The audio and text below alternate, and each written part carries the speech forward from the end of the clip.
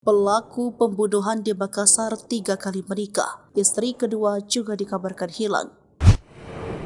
H, 43 tahun, pria yang membunuh dan mengubur mayat istrinya JU 35 tahun di dalam rumah sendiri ternyata memiliki 3 orang istri. JU merupakan istri ketiga yang dikaruniai 2 anak perempuan. JU dibunuh H pada Agustus 2017 di Jalan Kandea 2, Lorong 116, nomor 6B, Kelurahan Bontoala Tua, Kecamatan Bontola, Makassar, Sulawesi Selatan. Kuasa hukum korban JU Ahmad Zulfikar mengatakan H sebelumnya menikah dengan 2 orang, yakni istri pertama dan kedua, tapi berpisah tanpa bercerai. Dari pernikahan istri pertamanya, pelaku memiliki 2 orang anak, sementara dari istri keduanya dikaruniai 1 orang anak.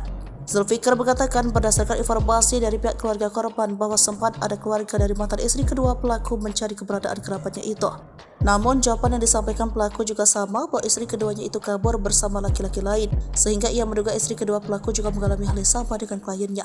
Kendati demikian, pihaknya akan memastikan dari mana keluarga korban memperoleh informasi tersebut. Kami mau memastikan di mana dia mendapat informasi terkait istri kedua pernah juga dicari oleh keluarganya dengan alasan pergi juga dengan laki-laki lain, ujarnya. Selain itu, menurut penyampaian dari tetangga korban, istri kedua pelaku juga pernah tinggal di rumah yang merupakan lokasi pembunuhan tersebut. Dia mengatakan pihaknya akan mengkoordinasi kepada Kapolrestabes Makassar untuk segera mengidentifikasi siapa mantan istri yang pertama dan yang kedua pelaku.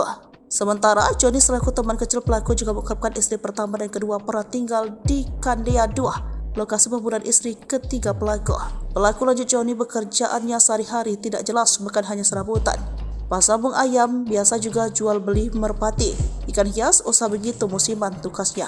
Terpisah, Kapolrestabes Makassar Kombes Pol Muhammad Ngajib yang dikonfirmasi mengaku akan segera menyelidiki informasi keberadaan istri kedua pelaku.